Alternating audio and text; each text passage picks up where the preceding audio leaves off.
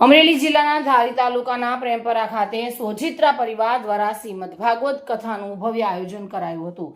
ધારીના પ્રેમપરા ખાતે સ્વર્ગવાસી જીવરાજભાઈ તેમજ રળિયાતબેનના સ્મરણાર્થે તેમના પુત્રો મનસુખભાઈ સોજિત્રા સહિત 4 પુત્રો દ્વારા ભાગવત સપ્તાહનું ભવ્ય આયોજન કરાયું હતું।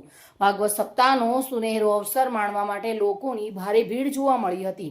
ભક્તિભાવ ભોજન સાથે સર્વનું અભિવાદન સાથે આ કાર્યક્રમ ખૂબ જ રસપાન અને આનંદથી લોકો માણી રહ્યા હતા। જોકે આ ભાગવત સપ્તાહમાં પાવન પ્રસંગે ભજવવામાં આવ્યા હતા, જેવા કે પોથી યાત્રા, નૃસિંહ પ્રાગટ્ય, વામન પ્રાગટ્ય, રામ પ્રાગટ્ય, કૃષ્ણ પ્રાગટ્ય, ગોવર્ધન લીલા સહિતના પ્રસંગો ભજવવામાં આવ્યા હતા। સપ્તાહની વ્યાસપીઠે શાસ્ત્રીજી જોગી દાદા પી વ્યાસ દ્વારા ખૂબ જ સરસ રીતે સપ્તાહનું રસપાન કરાયું હતું।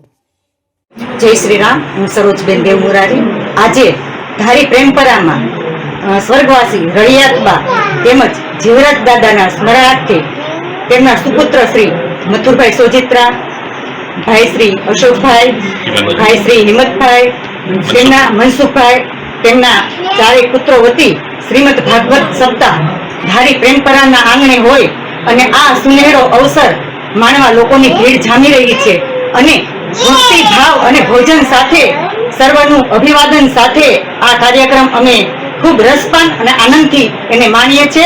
રામ જય શ્રી કૃષ્ણ। અમે સહપરિવાર બધા જ પરિવારના સદસ્ય ખૂબ જ સાથે મળી અને હર્ષ ઉલ્લાસથી સાથે આનંદ માણી રહ્યા છે। આ સપ્તાહનો ખૂબ ખૂબ લાભ લઈ રહ્યા છે અને બધા બહુ આનંદમાં છે અને બહુ સરસ મજા કરી રહ્યા છે।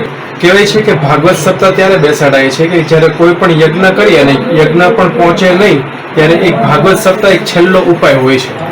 આજે ધારી મુકામે જીવરાજભાઈ સોજિત્રાને ત્યાં બધા ભેગા થઈ અને જે ભાગવત પારાયણનું આપણે સાંભળીએ છીએ અને આપણા જીવનમાં જે ઉતરે છે, આપણા જીવનમાં તો ઉતરે છે, પણ આ જે લાભ છે આ લાભ ઘણા બધા લોકોને અત્યારે મળી રહ્યો છે, જે રસપાન કરી રહ્યા છે। તો આ જે લોકોનું જીવન બદલવા જઈ રહ્યું છે એમના માટે સોજિત્રા પરિવારને જે કંઈ પણ પુણ્ય પ્રતાપ મળવા જઈ રહ્યો છે એમના માટે ખૂબ ખૂબ ધન્યવાદ। સંજય વાળા સાથે bureau report, today Gujarati news.